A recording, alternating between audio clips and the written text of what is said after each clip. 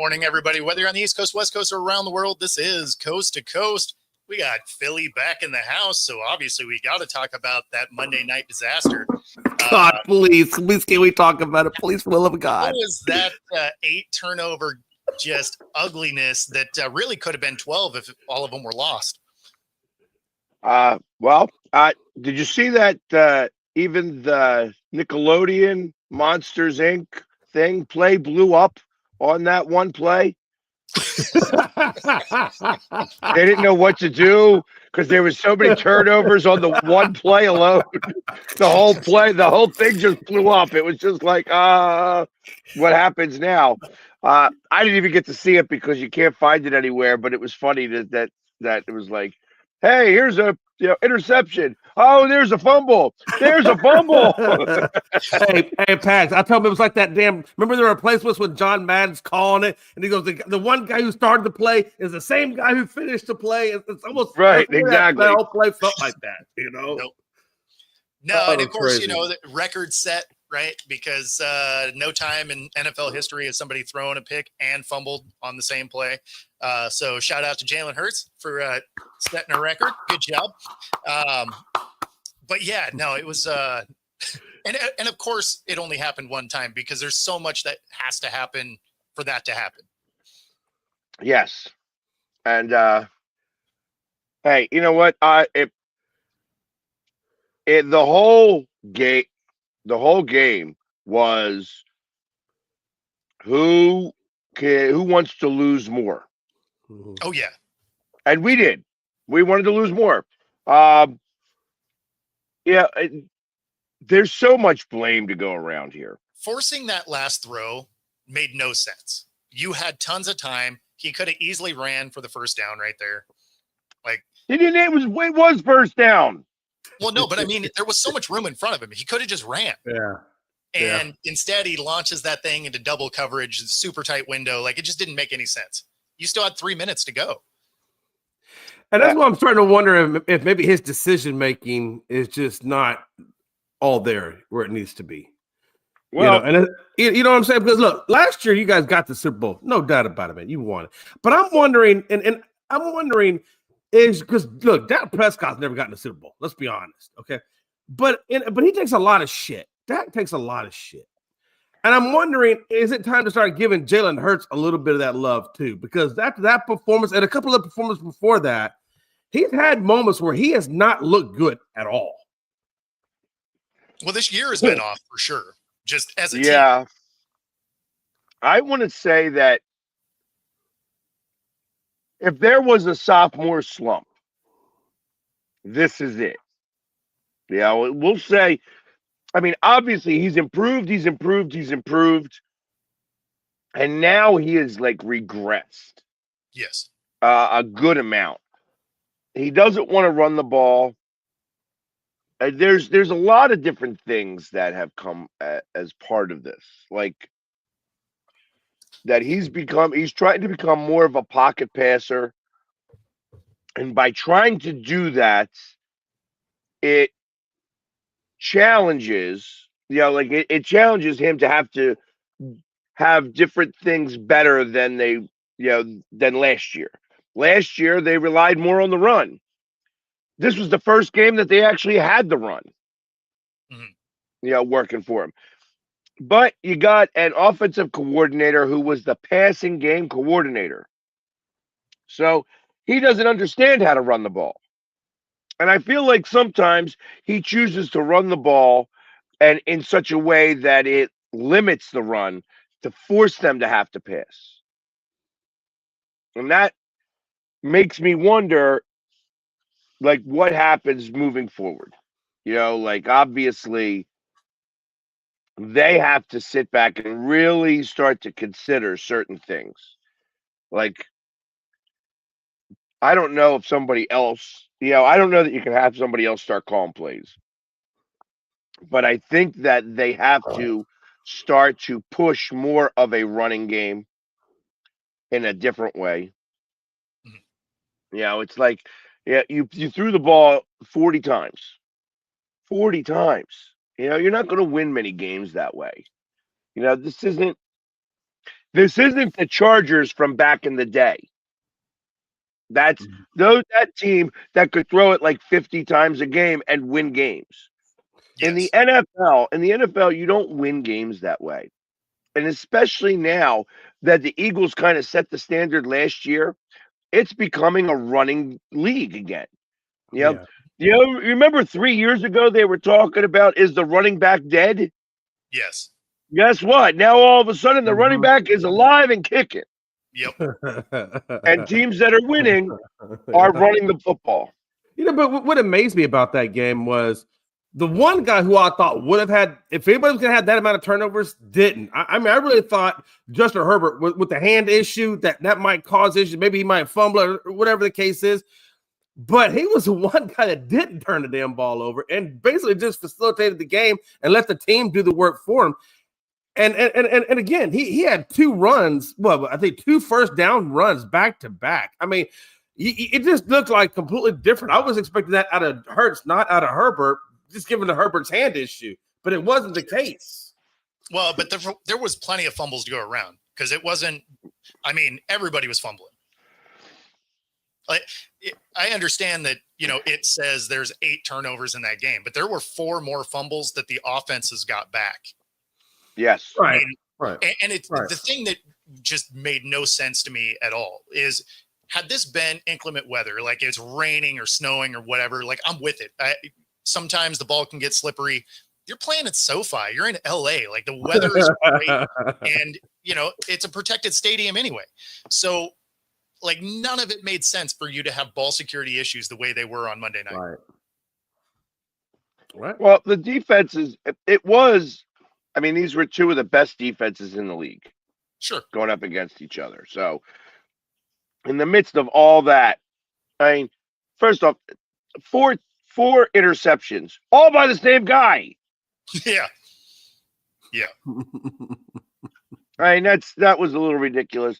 I mean, again, I would say one of those interceptions really falls on the ball going through the guy's hands. The other one, I would say that I would give a little bit of a pass to AJ Brown on that one because it went through his hands. However, it wasn't supposed to go to him, and that's a play calling problem. Yeah, that's when you have AJ Brown tries to jump up to get the ball, and it's supposed to go past him because it was supposed to go to Devonta Smith, and you can't have 2 guys on routes in the same place. You can't do that. Yeah, I always hate it when you see somehow the routes end up in the same spot because you're just like you're crowding your own playmaking ability. Right. Yeah. I will tell you, Rob, there is no chance that the Raiders have. The Raiders have already scheduled tea times. You know what I mean? Yeah, they're not playing at all. And having Pickett, have you seen Pickett play? Right. Yeah, I'm not concerned about this week. I don't think that they have any bit of a chance. It's not, it's like he might be a little bit up for that because he gets to play the play, in the place where, the last time he snapped the ball was to kneel down for the Super Bowl win. Exactly. You got a ring last time he took a snap. So let me ask you this, Pags. So you guys have clearly been on a 3-game slump right now against good teams. All right, no bad teams, right? Dallas is probably the least of the teams, right? Dallas, Chicago, and Chargers. Now you got the Vegas, Washington, Buffalo, Washington. I think you can cancel out both the Washington games. Really, Buffalo is probably the only really tough team or above 500 team you have left. I don't expect you guys to lose anymore. I think you're going to win out the rest of those games. How do you see you guys as though going into the playoffs with these issues? Obviously, Dickerson's now down due to injury. I don't know how long he's going to be down for, but I saw him go down. And then obviously Johnson still hasn't gotten back. What are your concerns going into the postseason when it approaches? So you got to start to right the ship. Obviously, playing who you're playing helps resolve some issues. It's like the one thing I will say, Rich Eisen was saying, hey, everybody should still relax, and there's some truth to that. There was some things that the Eagles did move the ball against the Chargers, which is a really good defense. And they started to do things. The fact that they had 4 interceptions made me say, okay, it's now, he's trying to do different things. He's trying to figure out different reads. He's trying to make certain things happen. 2 of those interceptions going through people's hands we'll say is not his fault. The last one absolutely is his fault. Is it time to jump off the bridge? No. We're not going to get the number 1 seed, so don't expect to buy. And I think that defense can win a lot of games, and as having one of the best defenses in the league is going to be helpful, because all the teams that are ahead of us, we have beat. We've beaten the Rams. We've beaten, Green Bay. We've beaten Tampa Bay. Chicago beat us. They beat us up, and they came in a lot more prepared. And then what did they do? They blew it against Green Bay. Yeah. So every little bit of you could say that Green Bay was almost a trap game. Yeah. Because they were so up on beating the defending champions during a time when they're down. And I'm not going to use this as an excuse, but I do believe that there is something to be said for all the cameras being around with the, using the NFC East as the, hard knocks thing. They were doing that. Yeah, I forgot about that. I mean, it was, I don't know if they showed me during the game, but I was literally sitting right behind the cameras. And in the first quarter, I'm watching this one camera, and all I'm watching him do is follow Nick Sirianni. And I'm like, is this the Chargers trying to, I literally was going to text Dom and be like, yo, Dom, there's a camera on Nick Sirianni the entire time. I think the Chargers are stealing some of the plays. That's what I kind of thought was happening. Then I started to think about it a little bit more, and then realized that it was Hard Knocks. And then at halftime, I asked him about it, and they said, yes, they were filming for Hard Knocks. So there is something to be said for that does create somewhat of a distraction. And I know that some of this stuff is going to end pretty quickly. You know what I mean? It's going to end soon. I think they showed me on Hard Knocks. Somebody said look at you. You're on Hard Knocks. I was like, well, funny. That being said, though, it's created some of the drama. Yeah. Because it's a little bit of a distraction. Sure. And is it right to call that, use that as an excuse? No. These guys are professionals, and all of these different things. Who else is getting it? The Giants, Washington. But I'd be willing to bet that Washington is a lot less prepared for this. You look at everybody during this time, and there's been a lot of losses since they started filming. And the NFL's got to look at that. Like, hey, yeah, we're filming these guys, and next thing you know, Dallas is losing games. Giants and Washington are losing games. That's like and the Eagles are losing games. Everybody's losing. It doesn't.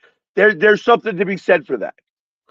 Yeah, and that's the thing though. Like when I was looking, when they put up a graphic in that Monday night game, and I thought it was interesting. I don't remember all the categories, but there was they showed the Eagles offense last year versus this year, where you guys were ranked, and 5 of those categories, you guys were in the top 5.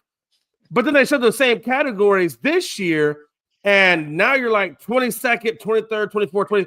And I'm wondering with the Eagles, that tells me, I'm wondering if this is more of, Kellen Moore was there last year. Now you got the new guy. Is this new guy going to take some of the fall for the struggles of the offense?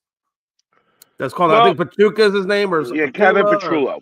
Petrullo. So, yes, there you go. Yeah, Kevin Petrullo, and he's getting a lot of the blame. I will say that it was a lot less of him. Now, I was listening to the guys last night. They do the show at the bar, 2 ex-pros that I said, and I brought up a couple of valid points. I'm like, one, when the Eagles went up the middle on Herbert, they were able to make disruptions, get sacks. He didn't have anywhere to go. When they went around the edges and they funneled him in, when he stepped up in the pocket and there was nobody there, he took off. He got most of his yardage running the ball up the middle when there was no pressure there. And that is a problem. It's like, why wasn't he seeing that? He saw every time that the running back was on a linebacker to linebacker 1. Every time. Why not do it more? Why not do it more? Yeah. All right, I get it. They do have some good receivers over there. Herbert is a good quarterback. You know what I mean? So you don't want to get caught with your pants down. But every time you did it, it worked. So why? I don't understand. I don't get it. It worked every time. Why not keep doing it? But that's why they don't pay me the big bucks. When it comes to the offense, when it comes to the plays, I thought that they called a better game. I thought that the play calling was better for this game. And that gives me that glimmer of hope. Now you're going up against worse defenses, so it doesn't really say as much, but I want them to score points. I want them to get used to getting back into the end zone because we're not used to that right now. Yeah. We're not scoring enough points. Yeah. I want us to have a lot of touchdown celebrations. That's what I would like. I would like to see that. I want to see them all do a little dance. I want to see them, spike some footballs. I want them to do all of that stuff right now. And doing it against bad teams is not important to me because I want to do it against the bad teams because we are the Super Bowl champions still. And until we're out, we're still defending that. Of course. And I feel like sometimes they have to look up in the rafters to see where they were to remember how to get back there again. And like I said, in 2 more weeks, these cameras go away and no more Hard Knocks. Yep. And at that point, I think some of the stuff that they are getting in the middle of, and I think that there is some drama that winds up happening because of that, and so on and so forth. I think that there's a lot of different things. We're all human. We all want to act for the camera a little bit. Hold on, let me say this. To be fair, though, the offense hasn't looked good before those cameras arrived. Correct. But I looked at that as more as the play calling. If they are evolving the play calling now, if things are getting better in that regards, then the players not doing it. The players were horrible. This was more of an execution, not organization problem. That's what I saw this week. And and that gives me hope because I know these players are better. These guys are and how many times is AJ Brown going to drop 3 or 4 balls in a game? He better not do it much more. You know what I mean? You don't go crying that you're not getting the ball enough, and then you're getting the ball and you're getting hands on 2 touchdowns he dropped. 2. The one was a great defensive play. What? Which one? The second one? Yeah, where he ripped his arm one that went high, and he missed the one that went high. No. But the one that was over the shoulder, the defender ripped his arm down. That was actually a great defensive play. He was getting killed on the broadcast, but that was a fantastic play by the defender because soon as it hit his hands, he hooked his arm and ripped it down. Okay, so and that happened pretty quickly. So you couldn't see it, and that happened on the other side of the field. So I didn't get a chance to see that like that. It was a great play, and the thing is had he hooked him before, Brown might have had a shot because he would have had his hand like this to try and one-hand it. But because he was trying to catch it two-handed, and then this one got ripped out, you're not catching that ball. Right. So, but the first play of the game was a touchdown. For sure. That absolutely was a touchdown. And then there was another one where Brown short armed it. He had the alligator arms or the T-Rex arms. I'm gonna get hit. Yeah. Hey, that's what I said to One Ass Cheeks. He's talking about the Eagles' defense being one of the best. He says a stretch. I gotta tell you, man, I agree with you. The thing of what bothered me the most is you guys gave up 66 yards, 6.6 yards, I think, on average to Justin Herbert. You let a one-handed quarterback put 66 yards. Like I said, twice. Hold on. No. You're not letting them out of this. Twice that man ran for 2 first downs back to back. Did I just explain to you? Did I just explain to you what just happened? What I said about that? You heard me say. You heard me talk about that, right? But I listen to a lot of excuses come out of the damn Eagles organization. It's not a lot of excuses. I didn't give an excuse. I actually held the defensive coordinator accountable for that. How is it that you're going to not rush up the middle when he's most vulnerable up the middle? Mm-hmm. That's what I'm saying. I'm not giving any excuses for that. And that was the problem. They were coming around the edges. When he stepped up, he had wide open space. Of course he's going to go run. Yeah. The one play that they called was actually a very well constructed play. That when he ran on that second play for the back-to-back first downs, because I was looking in the opposite direction. There was a good fake. And everybody was faked out because even the television thought it was that way. The camera followed it, yeah. So I mean, it was a really good fake on their part. It was a really well-constructed play, and it worked. So, which is what's supposed to happen in the NFL. The other element of this is, yes, he had a broken hand. It was not a broken throwing hand. So don't put that in there. I understand it's not his throwing hand. He had 4 fumbles in the game. He lost 2 of them. Yeah. I mean, come on now. There's a lot that to be said for this. He played a really good game. It wasn't his greatest game. No. Has he ever played with a hurt hand? No. You know what I mean? But he was able to make some plays. It's okay. Listen, I was unsure whether he was going to play or not. Yeah.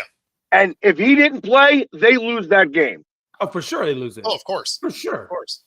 And you could tell it was not pleasant being out there, right? Like he looked hurt all game. And even in the post game, he was just trying to get out of there. There were 2 or 3 times when his own hand hit his other hand and you could see him grimace. When he would try to get up, he was using his hand to lift himself up. And you could tell just by the look on his face then. How bad it was. It was tough all the way around. You could tell that it was hurting, especially after the first quarter. You could tell that hand was not right because he started handing the ball off with the wrong hand going to his right. Oh yeah. Which is a really surefire way to fumble the ball. So, because usually what you want to do is the outside hand helps set it in there. He started doing it with his inside hand so that he didn't have that hurt hand getting hit by his running back. Yeah. If that's not a good exchange, that's a fumble every time. So you know that is that his hand was hurting to do that. Yeah, it was a good win for the Chargers. I mean, given all the circumstances, it was a good win for them.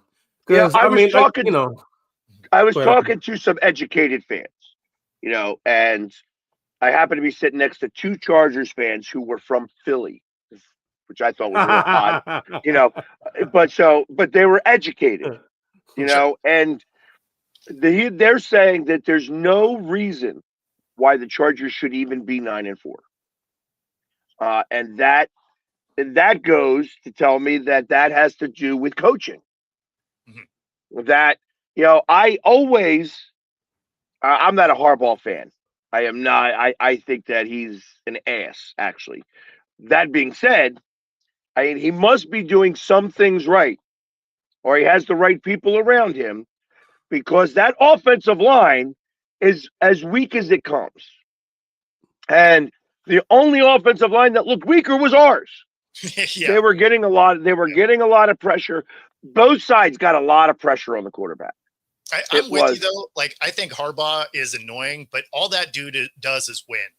That's true. Everywhere he goes, he is successful. So even though I think personality wise, it's just not my guy, the results are there. I'm about to say, if he's putting W's, look, this isn't a personality contest. Just give me the damn W and let's keep rolling. Yeah, well, and he does that. Damn. He does that. Yeah, he does. Yeah, he does.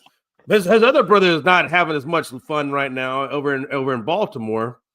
Which I'm wondering what's going to change over in Baltimore. I mean, for them to be successful again. I mean, that formula of great defense, good run game, not so much relying on the pass game. I wonder if that's effective anymore. And they don't. You're right. Their defense has been terrible. Right. Yeah, they definitely got Joe. work. Joe, I wish you understood football a little bit better because I've been watching your comments all game long or all day long here, and I haven't wanted to say anything because I don't want to seem like that I'm being a miserable, But some of the things that you're saying, Joe, are just straight out wrong. They are just straight out wrong. Like this isn't a Super Bowl hangover. This is a offensive coordinator who's trying to figure out how to learn how to be an offensive coordinator. And that's a different type of problem. It's not a hangover. Some of these guys are actually playing really well. The defense held a really good offense to really 19 points. And it should have been less than that because if it wasn't for the turnovers, they would have had another 6 points off the board because they were really holding this team really well. Mm-hmm. So I suspect that it's the defense is what wins championships. So to go ahead and say that we're not going to go back to back and things like that, I mean, you can make that argument and I can understand where that argument comes from. That being said, I suspect that within the next 4 weeks, I'm not going to take any stock from the Vegas game unless we lose. Yes. We lose that game. If we lose, it's a different story. But if we beat Washington twice and we beat Vegas, that Buffalo game in the cold, that is going to be our preparation to go to Green Bay in the cold. Yes. Yeah.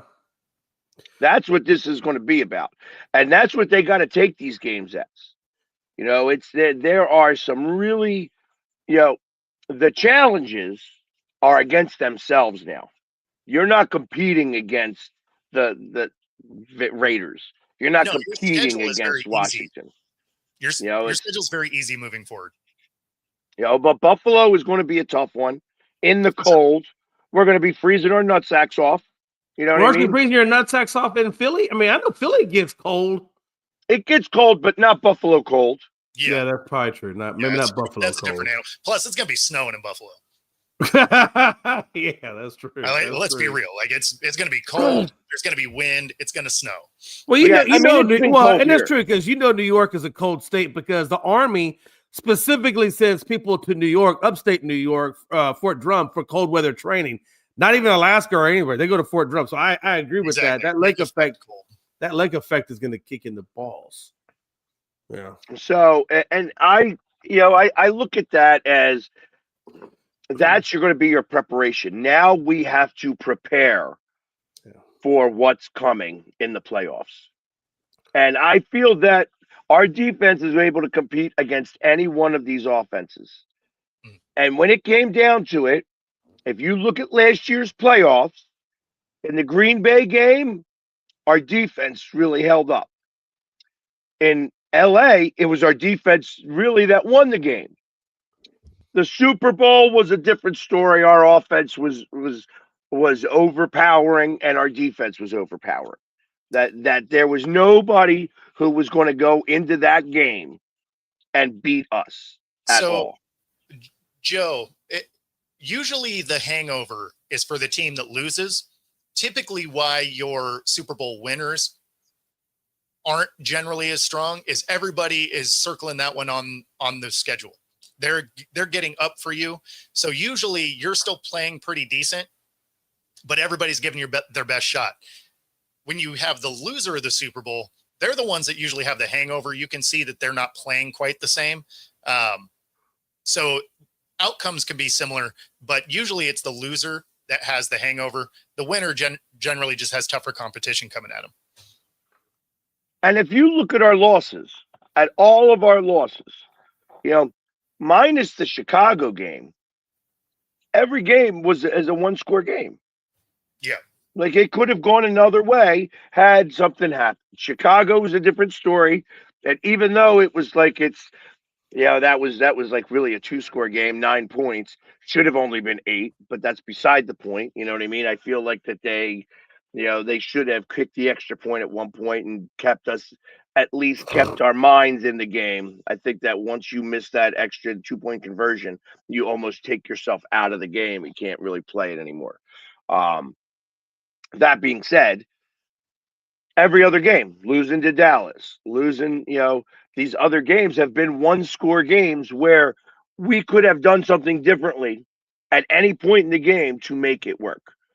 Hell, if he makes the field goal at halftime, that we may not even be having the argument. You know what I mean? That we would have won the game.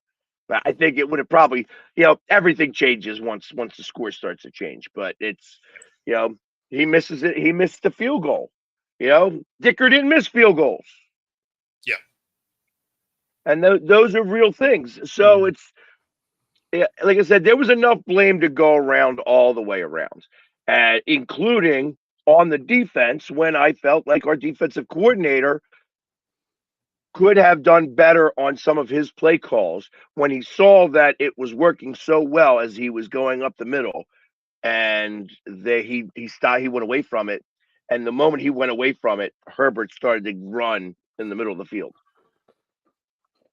So let me ask you, what is the time frame on Lane coming back to your offensive line, and how long do you think Dickerson is going to be out? Dickerson's going to be out.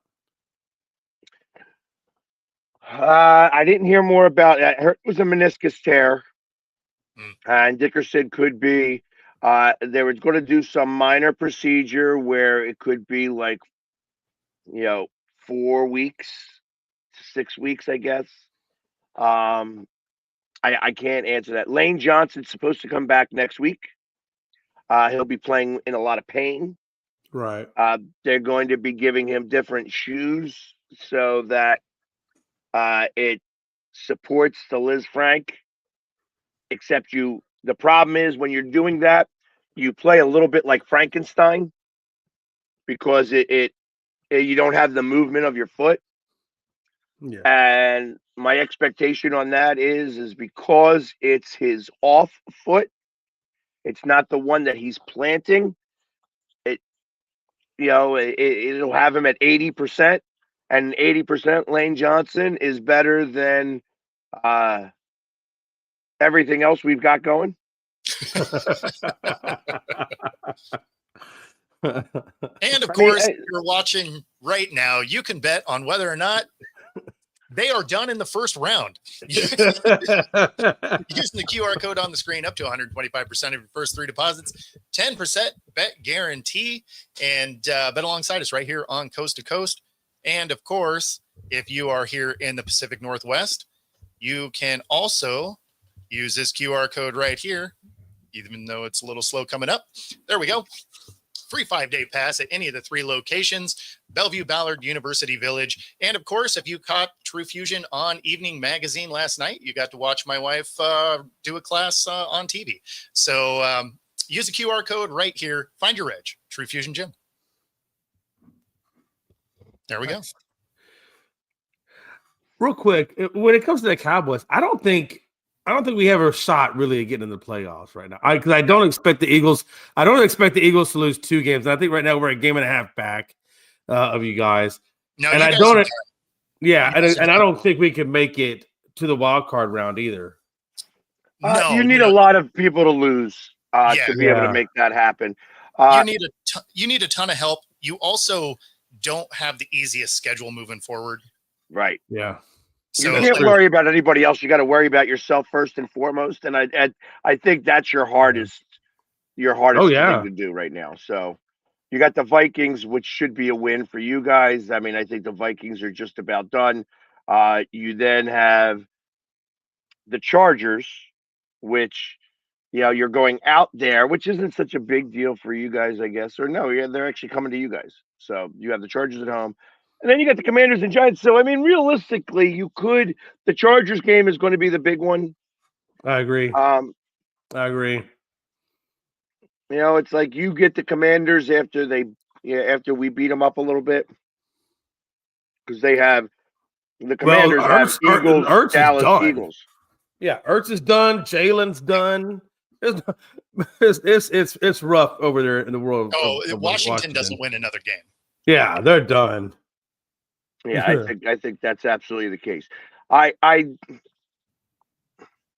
think that the Eagles, like I said, as long as they play the games, they cannot sleep on Washington. They cannot sleep on Vegas. Losing one game against Buffalo is not going to be enough. You know what I mean? Because we're already 50-50 on that. You guys would probably get the edge because they said Washington stinks. And unless you guys lose to the Giants or to Washington, you guys are going to have the best division record. But that tie hurts you. It does. It really, honestly, it really does hurt us. That's why we're a game and a half and not just because if that wasn't a tie, then we'd only be a game probably behind you guys, I believe. And then if that's the case, then if we won even if you guys lost to the Packers, yeah, it would be 2 games. So it's like to call it a game and a half. It's not really true. You're still 2 games behind because unless the Eagles tie. Like if the Eagles tied against the Chargers, then maybe it would be something like that because that half a game comes into play because you guys have it in conference. Right. We have it out of conference. So that might come into play like that. But because I think if you go by even the points, we beat you by 4 where you beat us by 3. So it's like all of that comes into play. And I know Carolina is ahead of the Cowboys. Yeah. No, the Cowboys, the odds are not great. You're not mathematically out, but they're not great. Yeah, you guys. Yeah, you got the Panthers, you got the Lions. The Seahawks being 10-3. That's an interesting. You guys got the Colts that are reeling right now. I think that they go down. Oh, yeah. Rams, Panthers, 49ers, 2 away games back-to-back to end the season. Yep. And then, of course, the Rams at home. Yeah. What do you think your odds are? Of winning the division?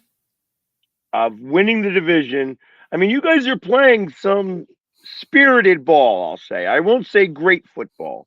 I'll say spirited football. The thing that's interesting about the Seahawks is the offense has been wildly inconsistent. Special teams play has been best in the league. And overall, we have the second best defense in the league. So if we can get our offense to actually do something consistently, they're a very scary team. The problem is they do weird stuff on offense. So like against Atlanta, right? We go into halftime tied at 6. And then in the second half, the offense finally wakes up. Defense obviously created turnovers and stuff. And then you beat the brakes off them.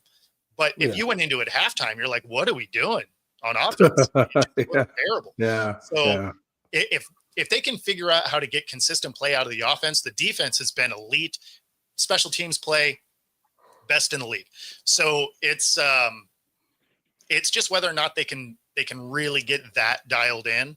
As far as making the playoffs, they're making the playoffs. Right? Oh yeah, they're definitely making the playoffs. Like they already hit the win total that I thought they were going to have this season. So, because I thought they were going to be a 10-win team. Right. So that's where we currently sit. Even if they go 2-2, you're a lock for the playoffs.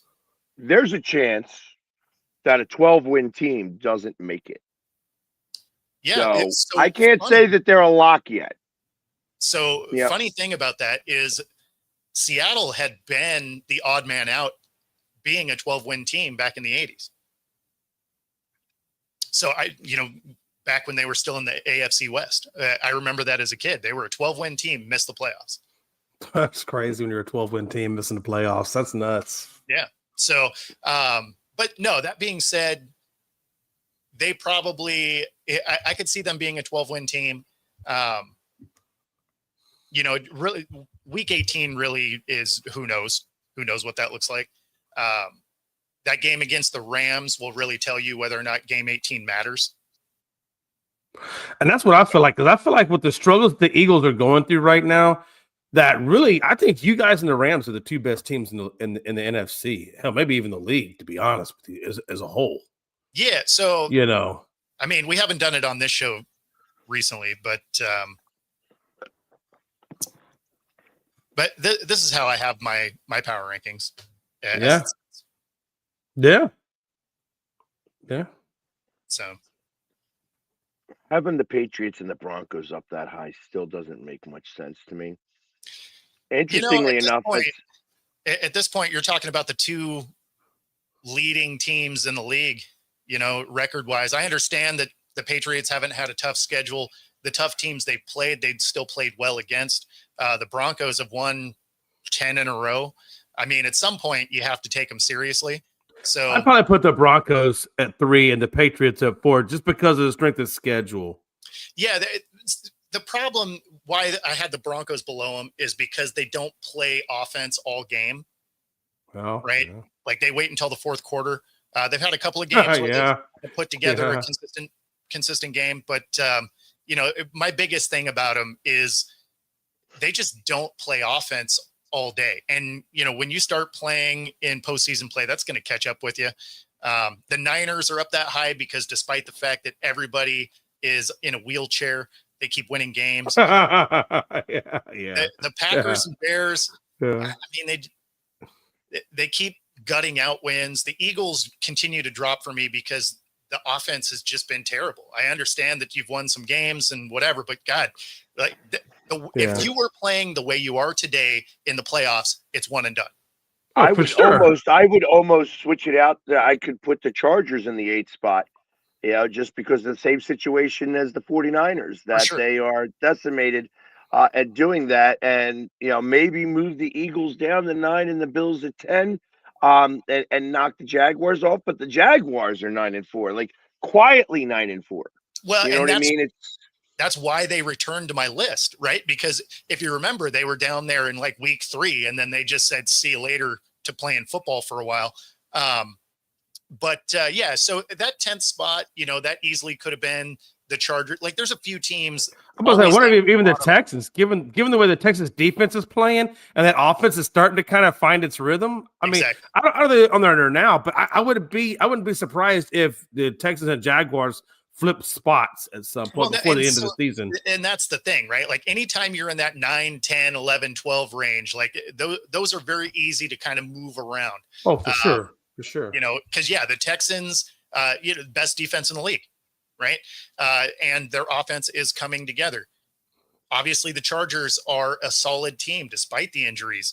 The Jaguars finally, kind of putting stuff together. The Bills, inconsistent. Eagles, again, offense just can't seem to get out of their own way. Hopefully they can get back on track playing some bad teams, get that, momentum back to them. I hope not. I hope they burn in infamy. Well, I mean, yeah, of course. But I mean, at the end of the day, it's a team that if you were looking at it today, I wouldn't be convinced they would beat anybody in the playoffs. Right. Yeah. Yeah, and it looks like both the Chiefs and the Ravens are going to be out on the outside looking in. I suspect that the Colts will keep going down. The Colts are toast. I mean, they just signed Phillip Rivers, so I mean, that like you can tell that's a desperation move. Plus, they have a tough schedule coming up. Right, they got all their easy games out of the way. Exactly, and they're in the 3rd spot in their own division. Like they're going nowhere. So. The Colts are toast. Yeah, so it's funny the Patriots have the Bills, the Ravens, the Jets, and the Dolphins. So really, the Bills is going to be a tough game. But short of that, like I don't. The Ravens stink out loud. Oh yeah. But they do, out of those teams, they're the one with the best chance because their division is kind of terrible right now. So Right. they have a shot to still get in, whereas KC has a 12% chance at a wild card. So, Right. I mean, realistically, that's a wrap. The Colts. Well, Denver's got a tough schedule. They got probably the toughest part of their schedule coming up. The Packers, the Jags, the Chiefs, and the Chargers. Yeah, now, but no one can catch them in their division. The Chargers can. I thought they were. They're 11-2 and 9-4. Oh, okay. So yeah, you're right. Chargers can. It's not likely, but they can. Well, the Chargers out of all of the different, looking at their schedule, well, they have the Chiefs, the Cowboys, the Texans, and then the Broncos. Not an easy schedule either. No, that's not easy at all. No, exactly. And it's at Chiefs, at Cowboys, and 3 of 4 games away. Yeah. At Chiefs, out Cowboys, home against the Texans, and then at the Broncos. That's a tough hill. That's a tough hill to climb, especially when you got a broke hand. But I think the Broncos versus the Packers is going to tell a lot. Yeah. And then against the Jaguars. The Jaguars, even though they have they're also a 9-4 record, but they have the Jets, that's a win, the Broncos, a tough game, the Colts, and then the Titans. Exactly. So that's 3 out of 4. And again, they end the season at home against the Titans. They're at the Broncos. They're at the Colts. Yeah, I think Denver gets that division. Oh yeah. At this point, KC ultimately is done. Like it was funny. You could see how defeated that team looked, and the game wasn't even over. Yeah. They look like mentally they're done. So how much longer you give Travis Kelce before he hangs it up? Well, his contract's up this year. Yeah. So I think there's a really good chance this is it. I'm telling you, it's never a good idea when an athlete gets involved with a celebrity. I've never seen it work out well. Now, he did get the Super Bowl with Taylor after the first one, but you can see since the Super Bowl, he's kind of gone down by the wayside, Travis has. And I don't know what it is about celebrities, but Kardashians have killed him. Anybody that's gotten involved with Romo, I mean, it just never works out, Yeah,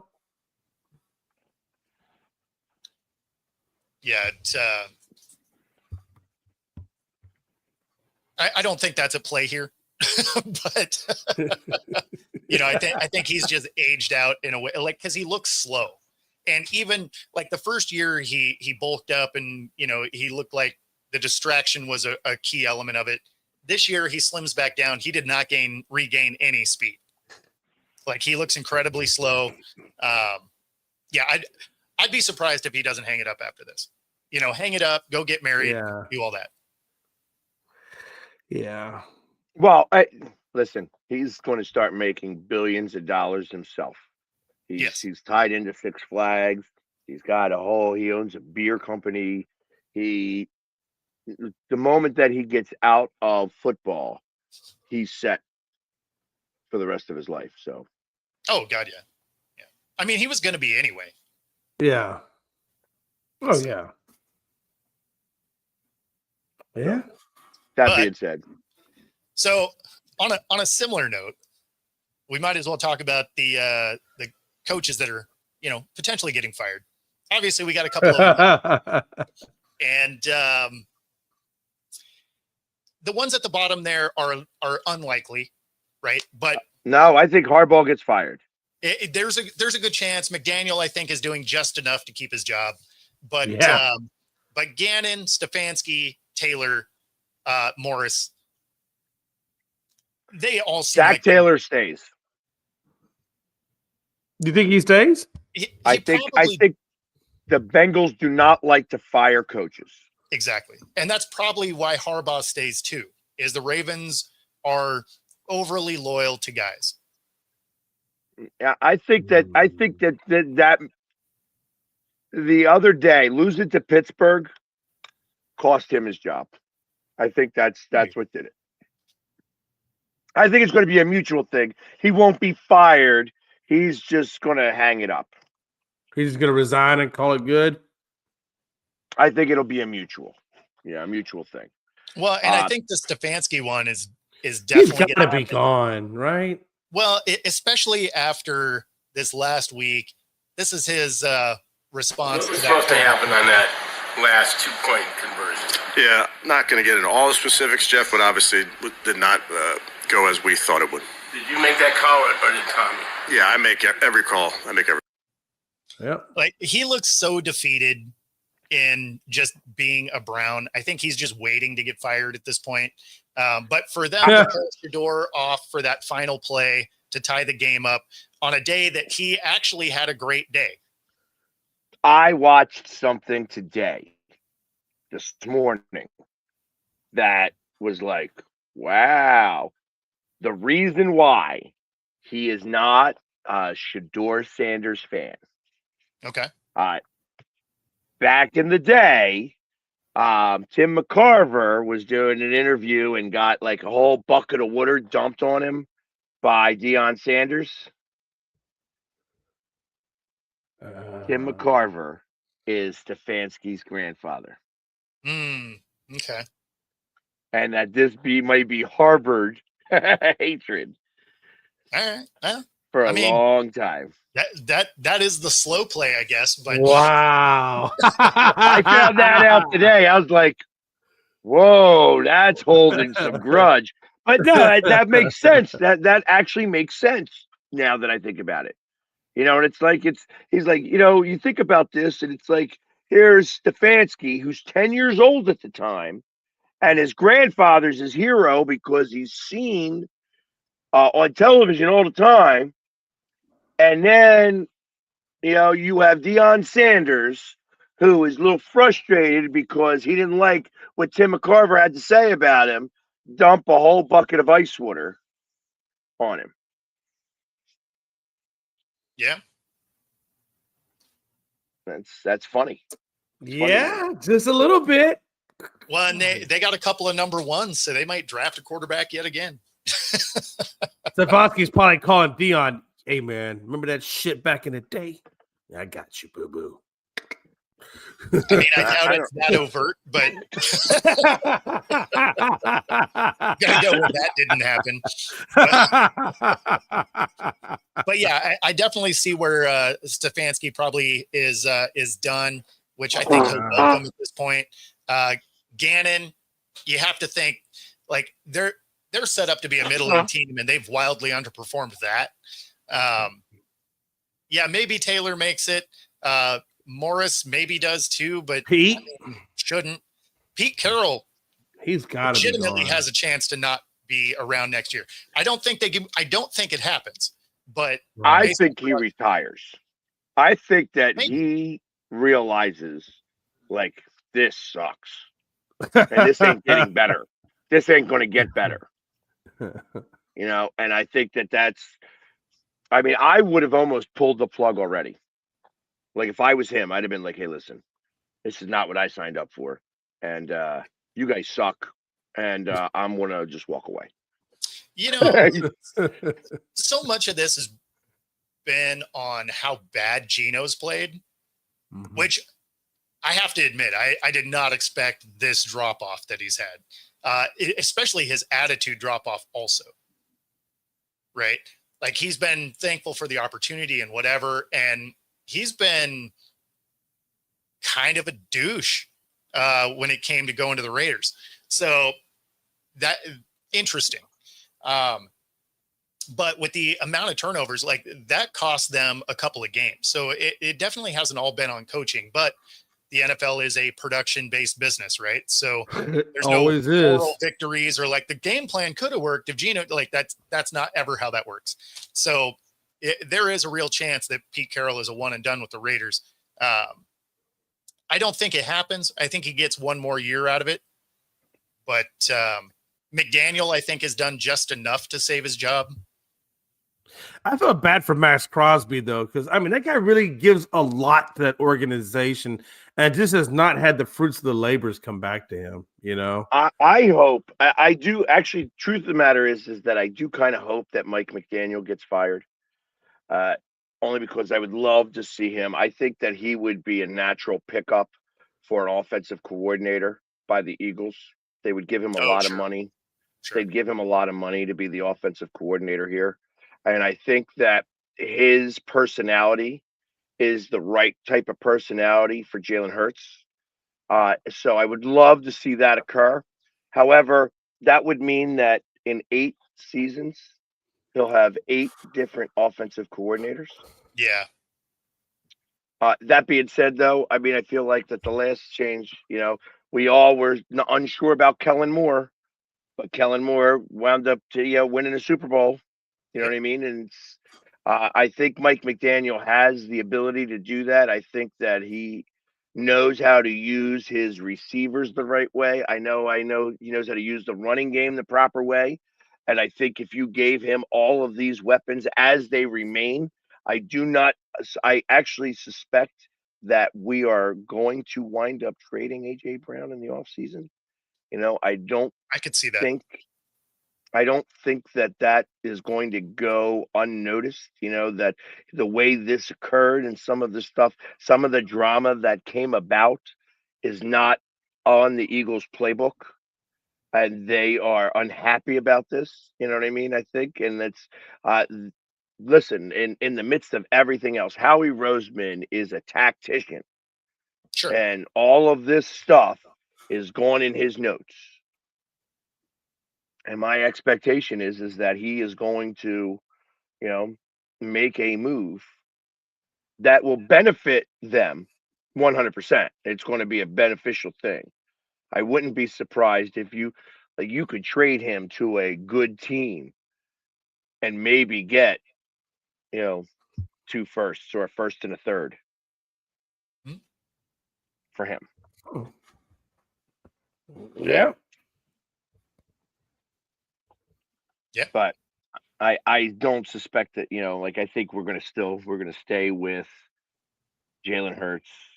And you want to hear the other rumor that I've been hearing is that the reason why Jalen Hurts doesn't want to run is because he doesn't want to have the opportunity of getting hurt because Tanner McKee is a stud.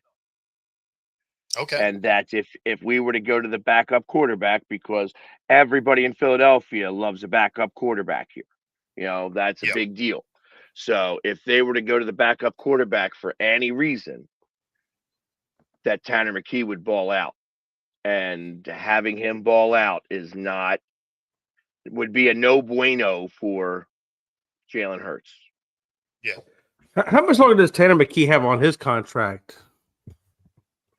I think he's still under rookie contract. So you think do you think if his contract expires, and let's say Jalen doesn't get hurt, you got to imagine would other people try to poach him from the Eagles to make him their starter? Like, for example, maybe New Orleans, who needs a quarterback.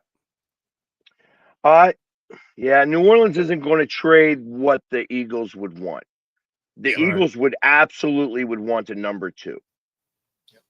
They know what they have with Tanner McKee. And every time he's come into play, he's played really well. Right. So, and I think when you're in the quarterback room, you also understand what assets he can bring. And I'm sure the coaches know this. But right now, Jalen is still the guy. Jalen is the reigning, Super Bowl MVP. Yeah. And that holds weight. It does. So you can't just, there has to be reason for you to get away from him just yet. And I don't think that we should get away from him just yet. I don't think that, like I said, I was encouraged, even throwing 4 picks, I was encouraged by some of his decisions in this game. He made some great plays in that game. I think he tried to push it a little too much, and that was part of the problem. But,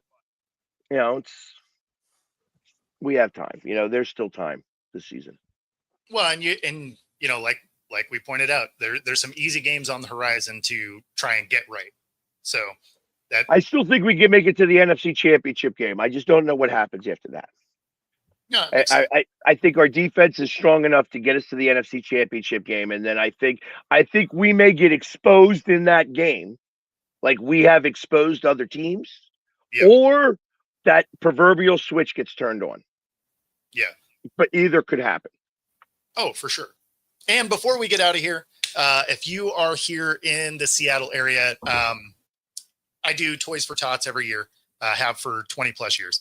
And the partner that I do with my Thursday night show, Crucible Brewing, is going to be the drop location. So if you're here in the Pacific Northwest, bring a new unwrapped toy to that location. And if you happen to be there on the days that I'm there, so it'll be this Thursday, next Thursday, and of course this coming Saturday for the Husky game, you will get a free second beer when you bring your toy, courtesy of Crucible Brewing. So if you come during the days that I'm there, you order a beer, you get your second one free by just bringing in a new unwrapped toy for Toys for Tots. And if you're not a beer drinker or you just can't get there on the next 2 Thursdays, then you can drop it off anytime. The more you bring, obviously, the better, the more it helps. So, and just bring him over to his house. Just go right over to his house and bring some toys. It's fine. Yeah, just everywhere. Address below. Right.